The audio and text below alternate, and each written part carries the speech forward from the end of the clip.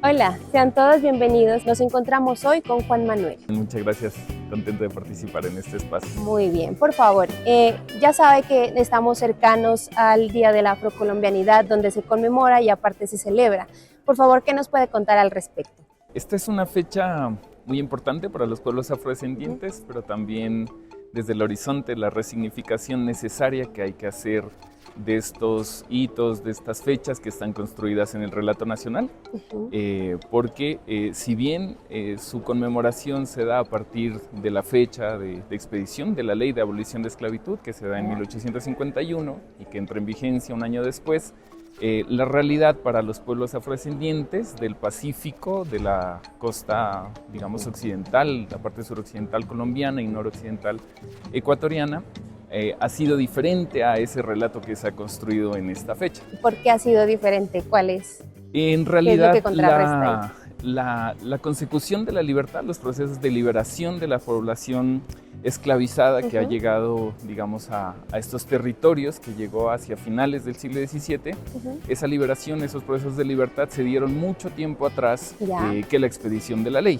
Se dio por diversos caminos, por diversas formas, y en ello es importante visibilizar esos procesos porque fueron gestados desde la astucia, desde la viveza, desde la inteligencia de las comunidades afrodescendientes que fueron llevadas en esa trata transatlántica y que llegaron a estas tierras de América. Y, por ejemplo, ¿cuál fue como el recorrido de ellos que tuvieron desde antes para que puedan llegar aquí a Nariño? Estas, digamos, son de los vejámenes, de las tristezas de la historia de la humanidad.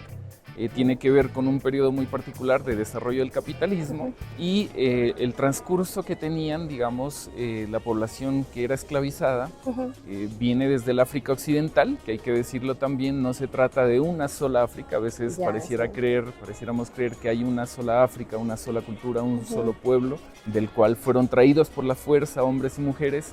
Y la realidad es otra, se trataba de muchas naciones culturales de esta parte del África Occidental que iniciaban un transcurso mortal en barcos negreros de grandes compañías, de grandes potencias en ese tiempo, que atravesaban el Atlántico y llegaban principalmente a lo que hoy pues podríamos decir Colombia, que es el puerto de Cartagena. De ahí hacían un recorrido por los ríos hacia el puerto de Honda entraban por unas vías terrestres hacia, bueno, Popayán, y de ahí se adentraban hacia lo que hoy es Barbacoas. Barbacoas fue en ese tiempo un principal lugar dentro de las provincias que existían en entonces de la llegada de población esclavizada. Pero también hay otro digamos, como otra ruta.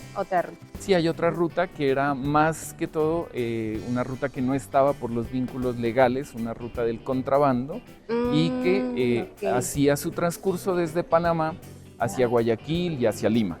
Esta ruta es importante porque nos da, por ejemplo, el registro histórico en hechos de que un barco que estaba transportando más o menos como unos 20, 25 esclavizados, encalló en una parte de Esmeraldas, de lo que hoy es Esmeraldas del Ecuador, y al encallar los hombres y mujeres que estaban ahí se fugaron hacia la parte interna del Pacífico, de este Pacífico, y lograron desde ese momento unas relaciones con pueblos originarios de aquel entonces. Los pueblos indígenas. Sí, pueblos indígenas, y lograron, digamos, como permanecer en unas condiciones de libertad y autonomía durante todo ese periodo colonial. Yo tenía en cuenta, por ejemplo, que en ese tiempo los esclavizados pagaron como por ellos mismos para poder tener su libertad. Sí, también esa es otra de las rutas de consecución de la libertad, y aquí es importante decir que las realidades del Imperio Español eran muy diferentes de un lugar a otro. Es decir, no podríamos decir que era lo mismo estar en Cartagena que estar en Barbacoas, que estar en Santa Bárbara de Izcuandego, que estar en Tumaco.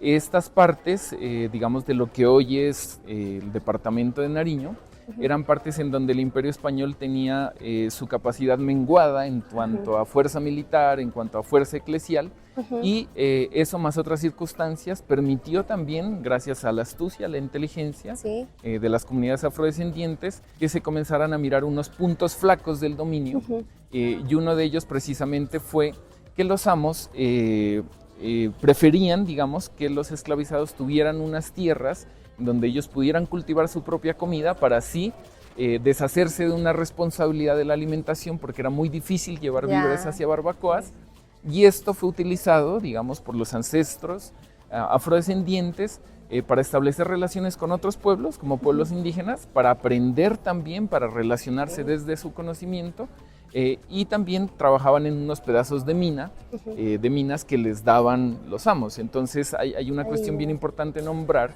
que se hizo una costumbre lograda por la lucha, de que los días sábados y domingos, por ejemplo, en lugares como Barbacoas, en lugares como Iscuandé, se tiene registrado, se tenía una libertad para el desarrollo de estas actividades. Y por ejemplo, una conclusión como rápida, o sea, lo que usted me quiere decir que el Día de la Afrocolombianidad, como que cuál sería la correlación, pero que contrarresta y que pega, como que sería el cambio en sí de esta celebración, de esta conmemoración. Sí, yo hablo de la necesaria resignificación, porque vuelvo y lo digo, es una fecha que se toma para la construcción de un relato nacional que no está sustentado en unas bases históricas, ni desde la tradición oral, ni desde los archivos, porque la libertad se obtuvo o bien por fuga hacia sitios como era el Palenque, el Castigo, el Reino Sambo de Esmeraldas, o bien por la automanumisión, que era lo que estábamos hablando hace un momento, que era de que las familias amasaban una pequeña fortuna y a partir de esa fortuna compraban su libertad frente al amo. Y eso hizo que, por ejemplo, muchos censos de la época, no de la época republicana, sino colonial, ya nos hablaran que población negra libre era muy mayoritaria en sitios como Tumaco frente a la población esclavizada, en un porcentaje impresionante. Por ejemplo, finales del siglo XVIII, más del 90% era población negra y era población libre. Y eso también se puede registrar en el establecimiento en muchos sitios, sobre todo a orillas del río, donde comenzaron a construir territorio y donde... Entonces, ¿por qué la resignificación? Porque nos estaría dando a pensar de que el Estado republicano, desde que estas élites, digamos, después de las independencias, fueron las que en un interés altruista dieron las condiciones para que la esclavitud no existiera. Y la realidad concreta fue que esos procesos de esclavización ya habían terminado, vuelvo y lo digo, por la organización, por las autonomías, por los procesos de construcción territorial que habían organizado las comunidades afrodescendientes de mucho tiempo atrás. Gracias por compartir este espacio con nosotros en este nuevo formato podcast llamado La Charla.